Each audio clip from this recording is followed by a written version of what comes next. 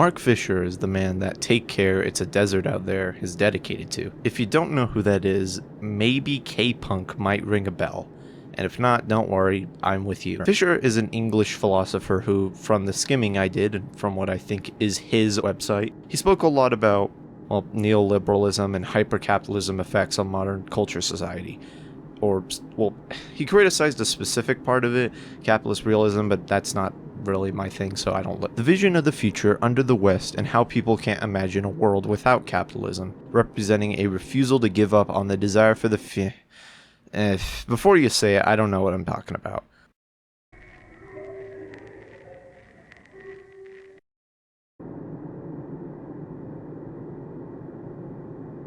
Take Care, It's a Desert Out There is the album released in tribute to the man. It doesn't feel nostalgic, reminiscent, sonder, or somber. It feels hollow. Completely empty, cold, and desolate. I don't think there is an album that is as desolate as this one. Not a single word is spoken on it.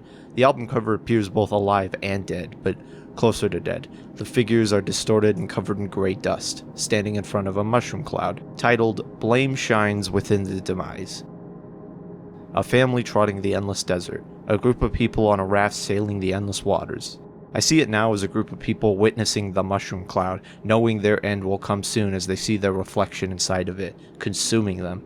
The mushroom cloud had a face on it too. At the same time, the album isn't really...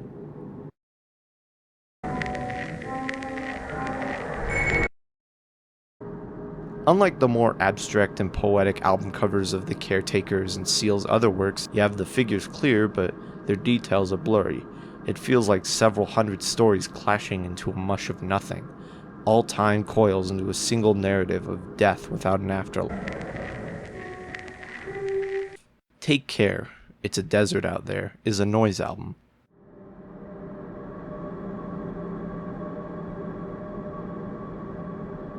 It has some samples of ballroom and swing, but most are inaudible. You could compare this easily to a lot of Caretaker works. Everywhere and Empty Bliss, Selected Memories, and even the stage 5 or 6 of Everywhere at the End of Time.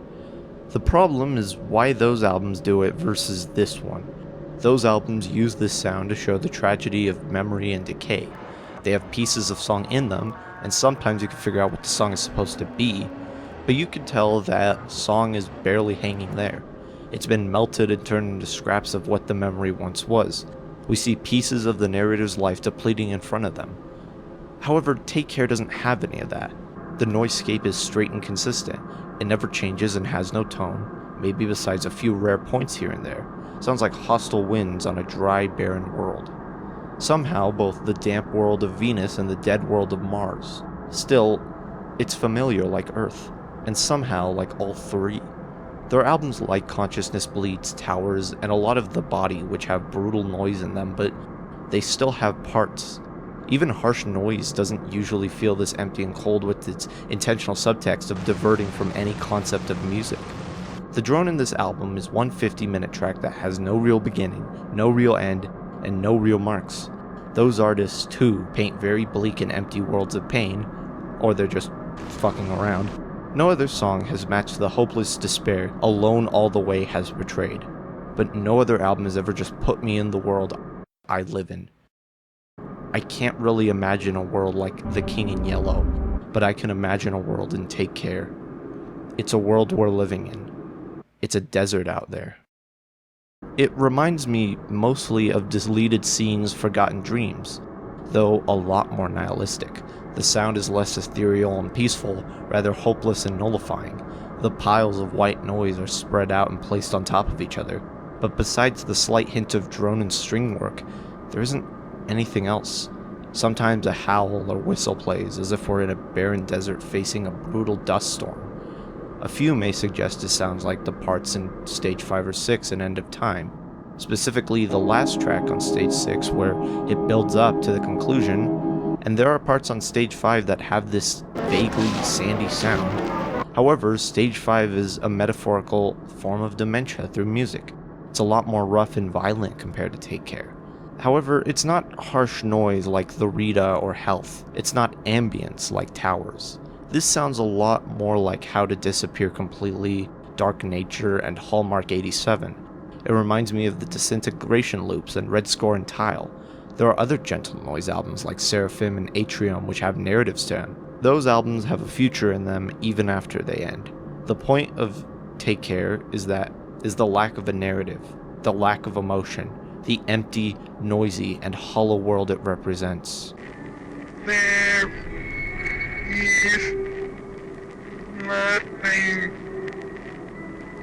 To go deeper into the world without a present future Fisher goes into, he mainly alludes to how people have gotten so locked into the present they don't dream of a better future to live into. The world is too noisy, exhausting, and bleak in order to dream in optimism. To me, with how our modern world moves, it feels more like the world constantly lives to be somewhere else, living to aspire to a future, rather than live in the world they're in. This mostly applies to Western culture, I don't know for other cultures, but in Western culture it is especially true. There's not really a desire to think of a future anymore. They constantly think of now, and that's all that exists.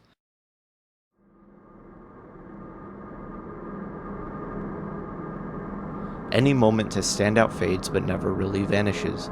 The rare contrast is persistent but never raises past its core. There are no identifiable instruments. There is nothing in the soundscape that are recognizable.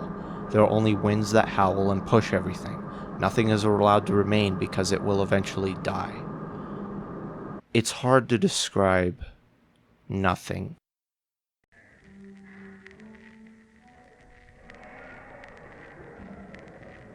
Although the album becomes loud and booming through its climax, by the end there's a period of silence that moves in like a phantom. The distant echoes of something identifiable roars in the distance, fading in and out of range. The white noise present throughout the album continues. New layers of white noise add on. The wailing continues. Though the implication of something near the end approaches, however, the sound goes quiet. Slowly, the long-drawing noise begins to fade.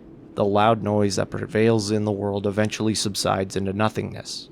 The bleak and meaningless noise is replaced by silence, which may as well be the same bleak and meaningless noise. Sorry this came off as pretentious, but I don't know how else to describe this album properly. If you want a less up-its-ass explanation, Adam Scoville calls it a thick haze and fog off his piece on the Quietus. Although Kirby and Seal get most of the credit of the band, the masterwork of Stephan Matheiu is commendable. I say this because people who do tapes in industrial noise tend to go forgotten. The work on the album speaks for itself. It uses this thick, foggy white noise to create a soundscape that truly embraces nothing. Take care. It's a desert out there.